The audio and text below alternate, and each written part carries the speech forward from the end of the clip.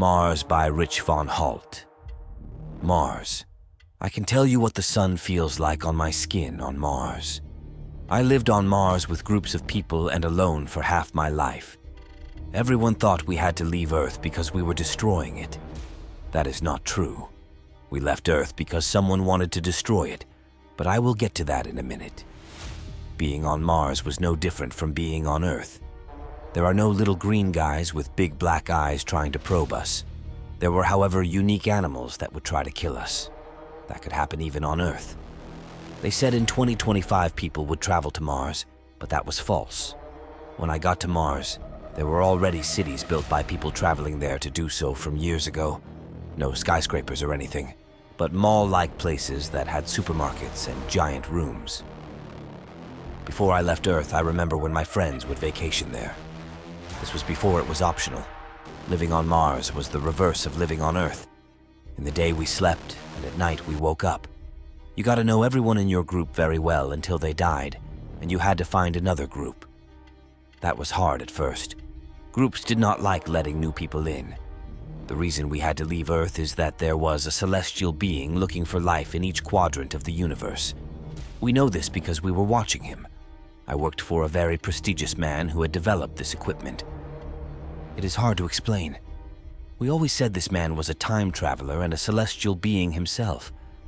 On this device, you can see every aspect of the universe. We noticed a tiny dot moving a lot faster than any other. The dot would move to a new solar system, then moments later you would see a portion of it blow up.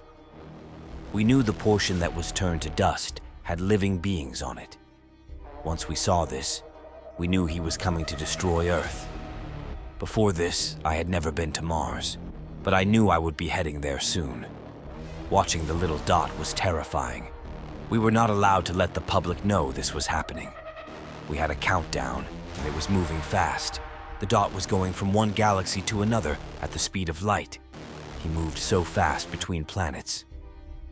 I looked at the countdown, and we had 20 seconds. I stepped away and called my dad. He answered. I tried to hold back the tears. I told him the call had to be short and that I loved him. I hung up as the countdown hit 0. At first, nothing happens, but then you can feel the change in the atmosphere. This all felt like out of a Marvel movie. We all wanted to go into a panic, but could not. What I was told is that this celestial being was inhabiting Earth to take in all the knowledge and resources and then destroy it. He wanted to be the ultimate celestial being of all celestials. As we were getting into a rocket ship to head to Mars, I saw his giant red kite-shaped ship. And when the figure exited, he seemed around 12 feet tall. He was in an all-red metal armor with a pointed helmet. I did not see his face because we were forced into the rocket ship. I remember waking up in the mall facility on Mars alone. I woke up during the day as the sun was setting. Everything does have a red tint. I walked towards the exit of the mall, which was a long tunnel-like when entering an airplane with an opening at the end. I stood just next to the opening but did not go outside and watched the sun as it went down. I was surprised to know I did not need a special suit to breathe. I stuck my arm so I could feel the sun. I could feel the heat burning my skin. The heat was dry.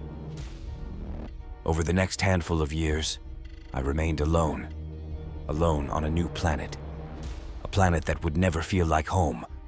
A home I could never get used to. That was until I saw a group of people on the opposite side of the mall, which took several years to get to. And in the group was a familiar face. A face that reminds me of home. A face I used to see every day. In the back of the group was a face I remember kissing on our wedding day. Before I could move towards the group, I took a deep breath and locked my eyes with my wife.